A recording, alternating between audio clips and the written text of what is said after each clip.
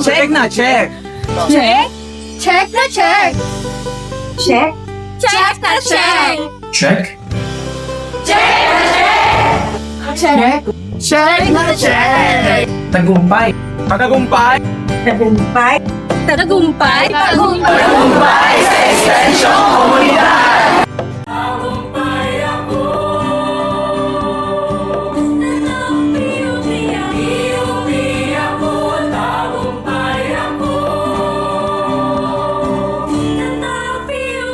Isa na namang tagumpay na umaga sa mga komunidad na nakikinig at nanonood saan mang lugar sa Pilipinas. Ako pong muli si Edna Tormon Bernabe mula sa Politeknikong Universidad ng Pilipinas at katuwang ang Tagumpay Channel. Ito ang Check, Tagumpay sa Ekstensyong Komunidad. Ang programang Check ay naglalayong maipakita at maipakilala sa publiko ang iba't ibang mga kahangahangang proyektong pangkomunidad ng mga state universities and colleges gaya nga ng PUP. Alinsunod sa mga panukala ng Commission on Higher Education, kaugnay sa usaping Extension and Community Service, ang PUP at Tagumpay Channel ay maghahatid sa bawat tahanang Pilipino ng 30 minutong programang magpapatunay na ang bayanihan ay sadyang buhay na buhay sa bawat komunidad sa Pilipinas. Last Saturday, 2 life and career skills video ang ating napanood. Ang isa ay yung homemade longganisa at ang isa naman ay yung potato croquette making. Check na mga kaalaman na ibinahagi sa atin ni Teacher Sheena. At ngayong umaga naman, iba namang asignatura ang ating matutunghayan. Kasama pa rin ang mga volunteer teachers from DepEd. Ang communication skills at mathematical skills ay 2 asignaturang hindi mawawala sa kahit saang curriculum, mapa traditional man or ALS. At syempre ngayong umaga, ito ang mapapanood nating mga lektura. Kaya naman, samahan nyo ang Check na pasukin ang mundo ng communication and mathematics. Magandang araw, ako nga pala si Sheena May Cervanes, isang ALS teacher mula sa Antonio J. Villegas Vocational High School. Ako rin ay kasalukuyan nagtuturo sa ating mga ALS learners mula sa Barangay 128 ALS Community Learning Center. Ngayong araw, ating tatalakayin ang isang paksa na nakapaloob sa ating Learning Strand 1, Communication Skills o Kasanayan sa Komunikasyong Filipino. Ating talakayin ang pangungusap. Ang pangungusap ay lipon ng mga salitang nagpapahayag ng buong diwa. Ibig sabihin, ito ay mga pinagsama-samang salita na nagbibigay sa atin ng kumpletong impormasyon. Ang pangungusap ay binubuo ng 2 bahagi. Ito ay ang tinatawag nating simuno at panaguri. Halimbawa ng isang pangungusap ay ang magtipid tayo ng ating mga gamit. Sa pangungusap na ito, kung mapapansin ninyo, ang unang salita ay nagsisimula sa malaking titik. At sa hulihan, makikita ninyo ang ating bantas na tuldok. Sa pagsulat o pagbuo ng isang pangungusap, kinakailangan na ang unang salita ay nagsisimula sa malaking titik. At dapat naman nagtatapos ito sa mga bantas tulad ng tuldok, tandang pananong at tandang padamdam. Atin naman ngayon talakayin ang bahagi ng pangungusap. Kanina nabanggit ko ang 2 bahagi ng pangungusap. Ito ay ang simuno at ang panaguri.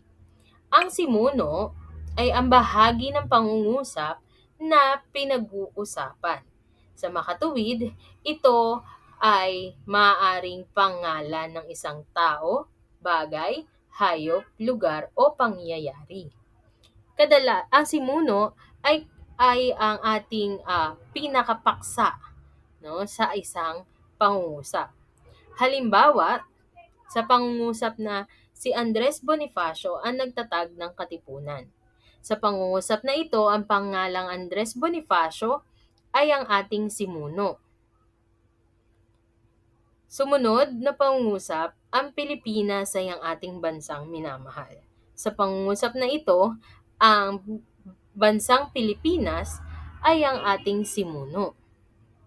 Kung inyong mapapansin, upang matukoy ang simuno sa isang pangungusap, ito ay kadalasang ipinakikilala ng mga pananda. Kung tao ang ating simuno o kung tao ang pinag-uusapan sa isang pangungusap, ito ay ginagamitan ng panandang si o sina. Si ay ginagamit natin kapag nag-iisa lamang ang taong pinag-uusapan sa ating pangungusap. Sina ang ginagamit kung ito ay dalawa o higit pang ngalan ng tao.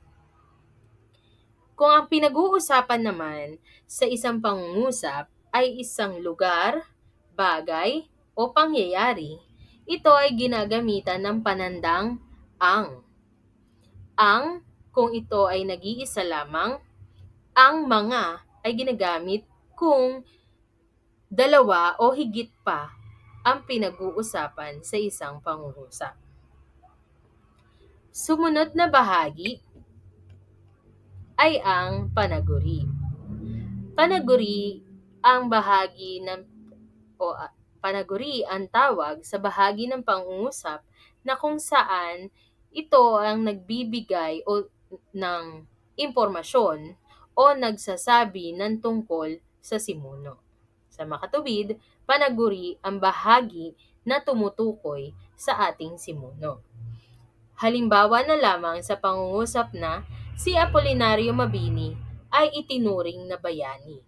Sa pangungusap na ito, ang pangalang Apolinario Mabini ang siyang ating simuno sapagkat ito ang pinag-uusapan sa ating pangungusap. Ang panaguri naman natin ay ang pahayag na itinuring na bayani. Ito ang bahagi ng pangungusap na nagsasabi ng tungkol kay Apolinario Mabini. Isa pang halimbawa, sa pangungusap na ang Pilipinas ay ang ating bansang minamahal. Sa pangungusap na ito, ang ating paksa o simuno ay ang bansang Pilipinas. Ang kataga naman o mga salita naman na naglalarawan o tumutukoy sa Pilipinas ay ang pahayag na bansang minamahal. Kung mapapansin ninyo, sa ating mga binigay na halimbawang ng pangungusap, ang mga panaguri ay nasa hulihan. Kadalasan, kapag ang panaguri ay nasa hulihan, ito ay pinangungunahan ng katagang ay. Sa makatuwid, mas madali ninyong matutukoy ang panaguri sa isang pangungusap gamit ang katagang ay. So, sa pangungusap na ito, ang mga panaguri ay pinangungunahan ng katagang ay. Ito ang isang maikling pagsasanay upang malaman natin kung natutunan mo ang tinalakay natin. Tukuyin kung simuno o panaguri ang mga salita o parirala na nakasulat ng pula. Bibigyan ko kayo ng 3 minuto upang matapos at mapag-isipan ninyo ang sagot sa bawat bilang. Ang 3 minuto ninyo ay magsisimula na.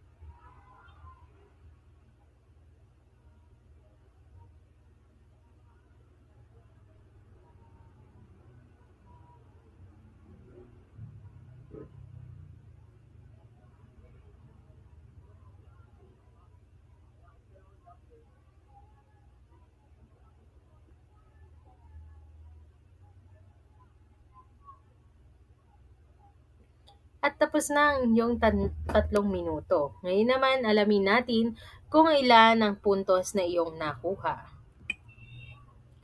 Narito ang mga kasagutan sa bawat bilang. Sa unang pangungusap, ang Andres Bonifacio ay simuno.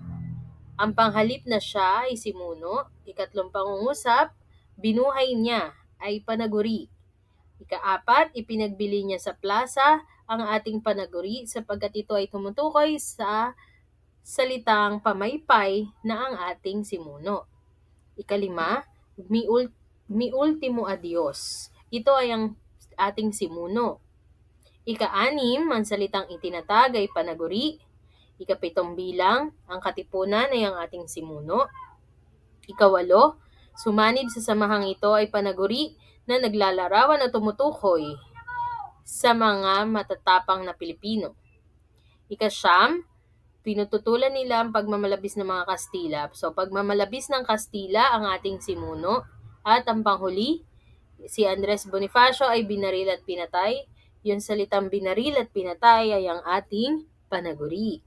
Yan. Kung ikaw ay nakakuha ng 10 puntos, binabati kita sapagkat ito ay nangangahulugan na natutunan o naintindihan mo ang ating tinalakay kanina. Samantala, kung hindi man ikaw ang nakakuha ng 10 puntos o mas mababa pa doon na nakuha mo, huwag mag-alala sapagkat meron ka pang pagkakataon na balikan ang ating natalakay. Ngayon naman, dumako tayo sa ating susunod na paksa. Ito ay ang mga uri ng pangungusap ayon sa gamit. Mayroon tayong 5 uri ng pangungusap ayon sa gamit. Ito ay ang pasalaysay, pautos, patanong, padamdam, at pakiusap. Isa-isahin natin talakayin ang mga ito. Una ay ang pangungusap na pasalaysay. Pasalaysay, paturol, o pangungusap na nagsasalaysay. Ito ay mga pangungusap na ginagamit natin tuwing tayo ay nagkukwento. O kaya naman ang layunin natin ay magbigay ng impormasyon. Yan. Karaniwang ang pangungusap na pasalaysay ay nagtatapos sa bantas na tuldok. Halimbawa, ang pangungusap na pangarap ni Binibining de Silva na pumunta sa Egypt. Ito ay pangungusap na nagsasalaysay sapagkat nagbibigay ito ng impormasyon patungkol sa pangarap ni Binibining de Silva. Ikalawang pangungusap, mahalaga ang gulay at prutas sa ating katawan. Ito ay isang pangungusap na pasalaysay sapagkat ito ay nagbibigay impormasyon tungkol sa gulay at prutas.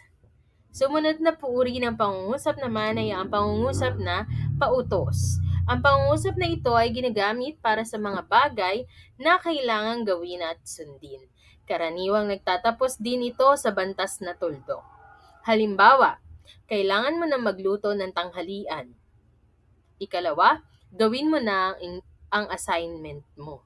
Ang mga ito ay halimbawa ng isang pangungusap na pautos o nagsasaad ng utos.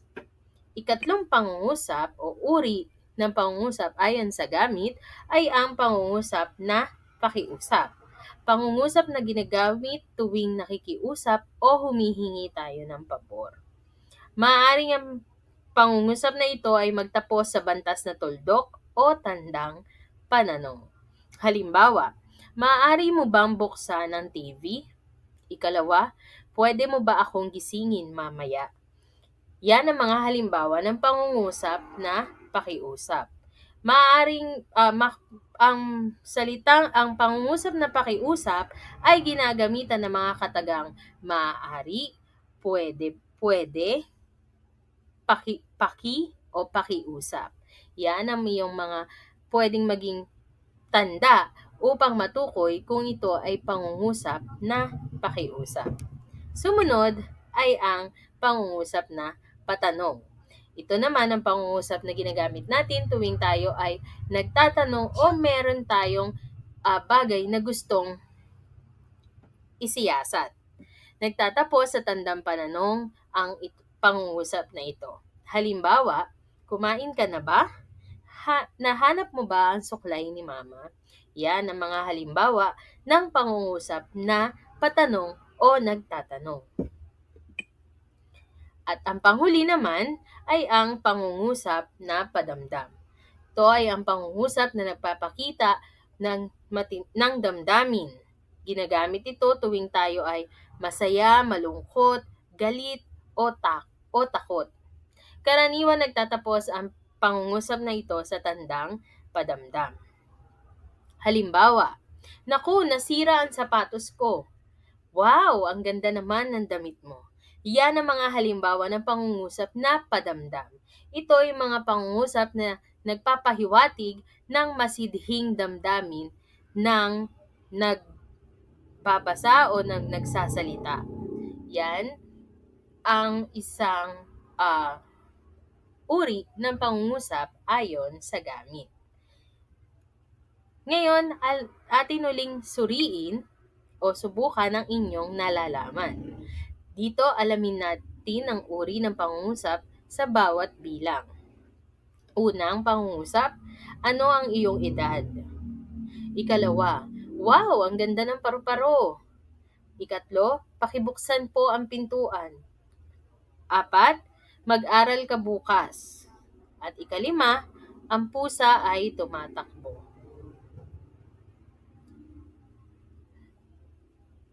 Ayan. Ang unang pangungusap ay isang uri ng pangungusap na patanong. Ikalawa naman, ito ay pangungusap na padamdam. Ikatlo ay pangungusap na pakiusap sapagkat makikita niyo dito ang katagang paki.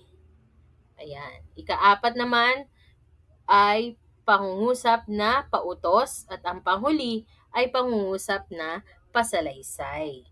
Ayan, mukhang marami na kayong nalalaman tungkol sa pangungusap. Naway, baunin ninyo ang mga kaalaman na ito at magamit ninyo sa pang-araw-araw ninyong pamumuhay. Hanggang sa muli, maraming salamat sa inyong pakikinig.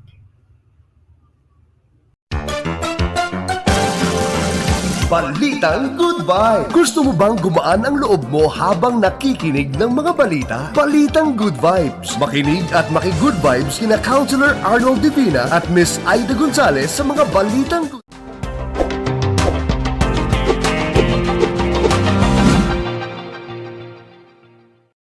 Okay, ang dami nating natutunan ngayong araw sa subject na communication skills.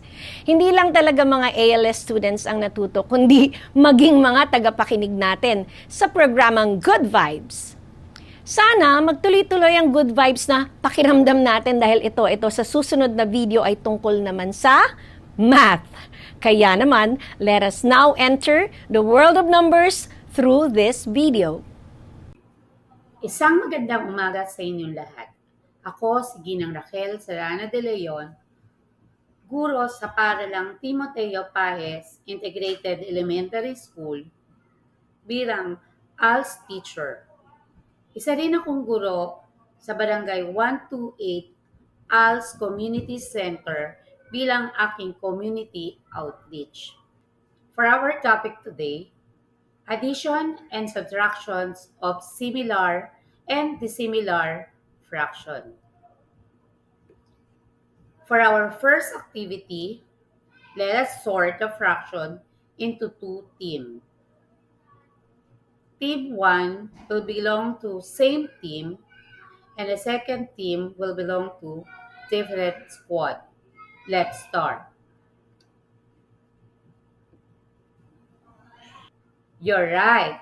4 eighths, 2 eighths, 6 eighths, and 3 eighths are belong to same team. While 7 ninths, 5 sixths, 1 fourth, and 9 tenths is belong to different squad. From our activity, we categorize the fraction according to their denominator. Same team, we call it similar fraction. Similar fractions are fractions with the same denominator, or they have common denominator. Let us now apply the first operation. In adding a similar fraction, we have to follow these 3 steps. Step 1. Check the denominators. 4/8 and 2/8 are similar fraction. Step 2. Add the numerators and copy the denominators.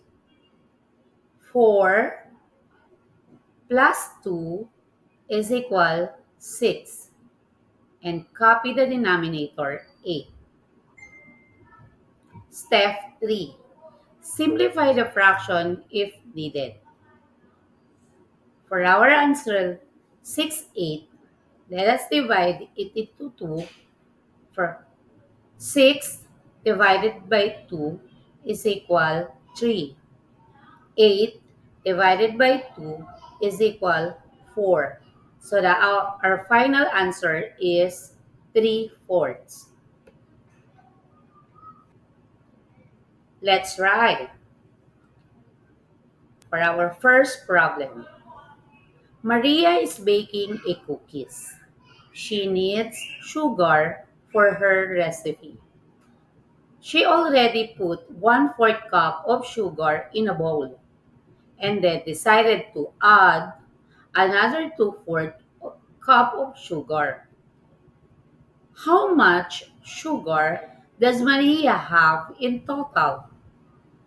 1/4 plus 2/4 is equal to 1 plus 2 is equal 3.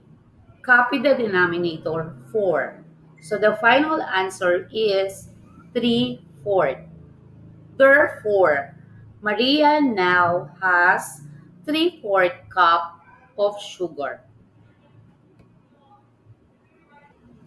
For the next operation is subtraction. Let's try to subtract similar fraction. To subtract similar fraction, we have to follow and remember these 3 steps.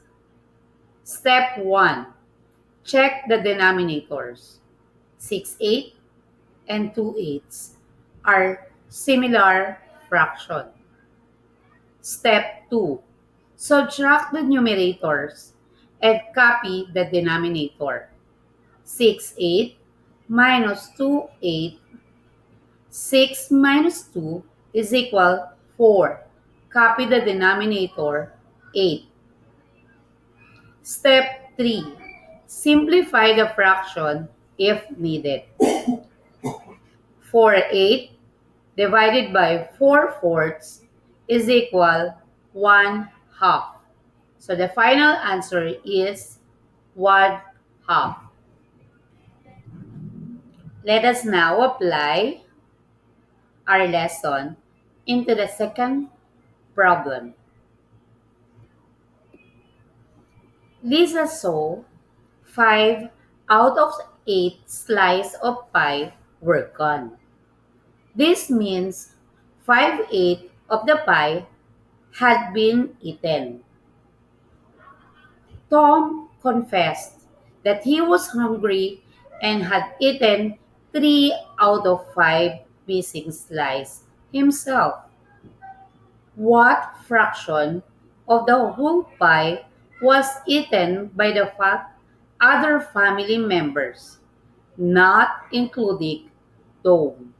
The problem is what fraction of the whole pie was eaten by the other family members, not including Tom.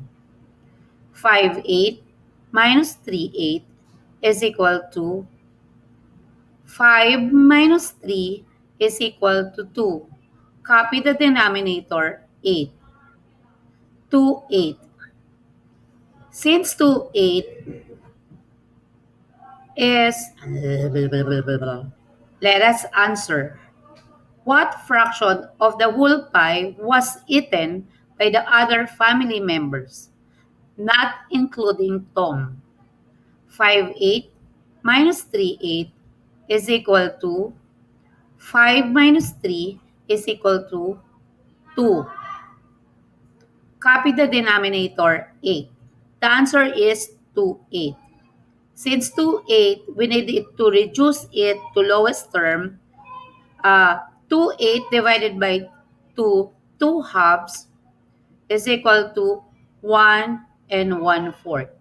So therefore, the other family members ate 2/8 or 1/4 of the apple pie. Let us check if you already know the lesson. I have here 4 items. Let us find the sum or the difference of similar fraction. I give you 5 minutes.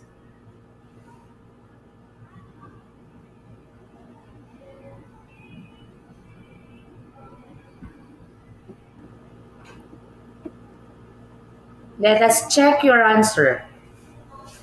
For the problem 1, 3/8 plus 1/8 is equal to 4/8. Let us simplify 4/8 by dividing 4/4. 4 divided by 4 is equal 1. 8 divided by 4 is equal 2. So the final answer is 1/2. Second, 315 plus 215 is equal to 515. To simplify 515, let us divide into 5/5. 5 divided by 5, that is 1. 15 divided by 5, that is 3. So the final answer is 1/3. For the third problem, 5/10 minus 3/10 is equal to 8/10. Let us simplify 8/10 by dividing 2 halves. 8 divided by 2 is equal 4. 10 divided by 2 is equal 5. So the final answer is 4/5. For the last, 6/18 minus 3/18 is equal to 9/18. Let us simplify 9/18 by dividing it to 9/9.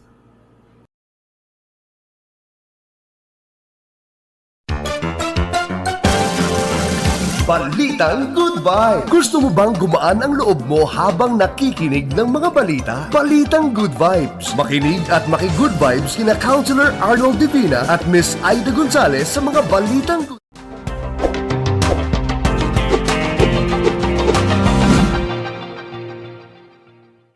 Dalawa na namang check na video lessons ang ibinahagi ng ating DepEd volunteers para sa ating mga tagapakinig at mga nanonood ngayong umaga. Check na check talaga ang communication skills at mathematics skills instructional videos na natungayan natin ngayong umaga. Binabati natin ang DepEd dahil sadyang malaking tulong ang ganitong mga video lectures para sa ating mga ALS students. Kaya naman, para sa DepEd, tumataginting na check kayo sa aming mga puso. Sa susunod na Sabado ay matutunghayan ninyo ang huling bahagi ng proyektong Gabay Aral, an Alternative Learning System Project ng College of Education ng PUP. Ibabahagi natin muli ang iba pang kwento ng tagumpay mula sa mismong mga recipients ng ALS project ng PUP. Isa na namang kapanapanabik na check na episode na talaga namang kaabang-abang. Lagi nating tatandaan na ang komunidad na nagkakaisa ang siyang daan tungo sa tagumpay. Kaya naman, ito ang check, tagumpay sa ekstensyong komunidad.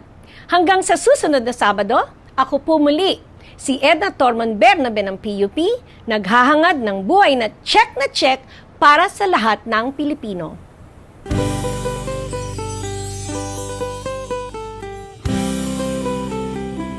Tatak Pilipino.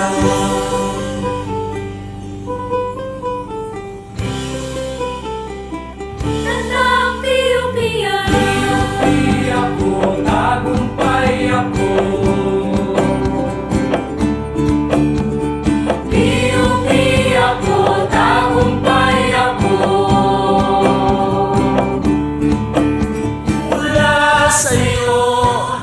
para sa bayan. Gagamitin ang bigay mong karunungan mula sa'yo. Tanglaw ng bayan, pinanday mo ang isip ng kabataan.